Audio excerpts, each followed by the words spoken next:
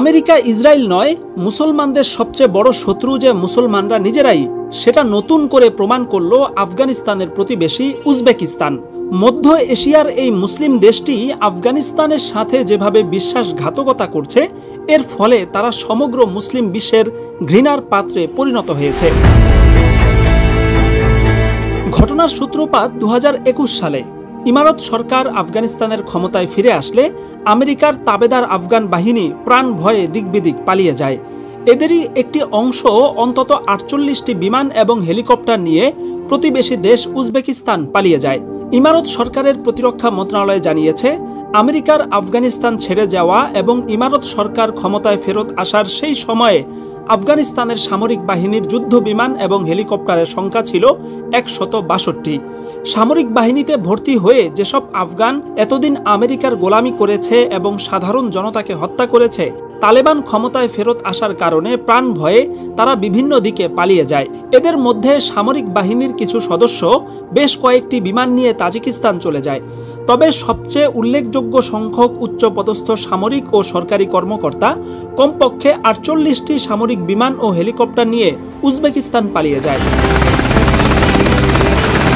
সম্প্রতি উজবেকিস্তানে নিযুক্ত মার্কিন রাষ্ট্রদূত জোনাথন হেনিক গণমাধ্যমকে জানিয়েছেন, আমেরিকা এবং উজবেকিস্তানের মধ্যে এই মর্মে চুক্তি হয়েছে যে সাবেক আফগান সেনাবাহিনী নিয়ে আসা সামরিক বিমান এবং হেলিকপ্টারগুলো উজবেকিস্তানেই থাকবে এবং উজবেকিস্তানের সামরিক বাহিনী সেগুলো ব্যবহার করবে।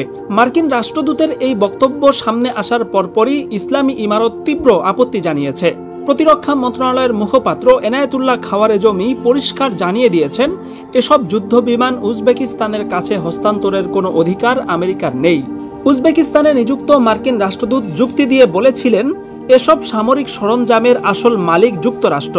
সাবেক আফগান সেনাবাহিনীকে এগুলো ব্যবহারের জন্য প্রদান করা হয়েছিল। আফগান সৈন্যরা এগুলো ব্যবহার করত, কিন্তু এর মালিক ছিল আমেরিকা। কাজেই আমেরিকা চাইলে এগুলো অন্য যে কাউকেই প্রদান করতে পারে। কিন্তু মার্কিন কূটনীতিকের এই বক্তব্য নাকচ করে দিয়ে আফগান প্রতিরক্ষা মন্ত্রণালয়ের মুখপাত্র বলেছেন, আফগান জনগণের সম্পত্তি বাজেয়াপ্ত করার বা কাউকে দান করার কোনো অধিকার মার্কিন যুক্তরাষ্ট্রের নেই। আমেরিকা অবৈধভাবে আফগানিস্তান দখল করেছিল। কাজেই যুদ্ধে তারা পরাজিত হয়ে যেহেতু দেশ ছেড়ে পালিয়ে গেছে, তাই এখানে থেকে যাওয়া সমস্ত সামরিক সরঞ্জামের মালিক ইসলামী ইমারত এবং আফগানিস্তানের জনগণ। অতএব এসব বিমান ও হেলিকপ্টার উজবেকিস্তানকে প্রদান করার কোনো অধিকার আমেরিকার নেই। উল্লেখ্য, আফগানিস্তানের হাতে এখন যে পরিমাণ বিমান ও হেলিকপ্টার আছে তা বিশ্বের বহু দেশের কাছেই নেই। বিশেষ করে ব্ল্যাক হক এবং MI-24 এর মতো অত্যাধুনিক অ্যাটাক হেলিকপ্টার ইমারতের হাতে রয়েছে। কিন্তু এর পরেও চুরি করে নিয়ে যাওয়া সেসব বিমান ও হেলিকপ্টারের মালিক যেহেতু আফগানিস্তান, কাজেই এসব যুদ্ধ বিমান ফেরত আনার সম্পূর্ণ অধিকার ইমারত সরকারের রয়েছে।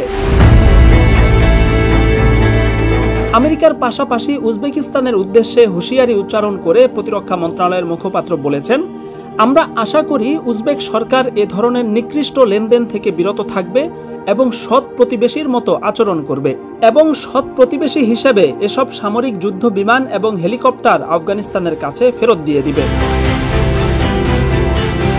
কিন্তু এখন সুযোগের অপব্যবহার করে মহামূল্যবান এসব সামরিক সরঞ্জাম হাতিয়ে নেয়ার চেষ্টা করছে প্রতিবেশী উজবেকিস্তান। মুসলিম প্রতিবেশী হয়েও আমেরিকার সাথে হাত মিলিয়ে এভাবে গাদ্দারি করা চরম ঘৃণ্য পর্যায়ের কাজ। উজবেকিস্তান ভুলে গেছে, রাশিয়া আমেরিকার মতো পরাশক্তি যেই আফগানিস্তানের কাছে পাত্তা পায়নি, তাদের সাথে শত্রুতা করার অর্থ নিজেদের বিপদ নিজেরাই ডেকে আনা। কয়েকটা যুদ্ধ বিমানের লোভে আফগানিস্তানের মতো প্রতিবেশীকে খেপিয়ে নিজেদের পতন ডেকে আনা কোনো বুদ্ধিমানের কাজ নয়। শাকিল আনোয়ার, আন্তর্জাতিক ডেস্ক, MBA টাইমস।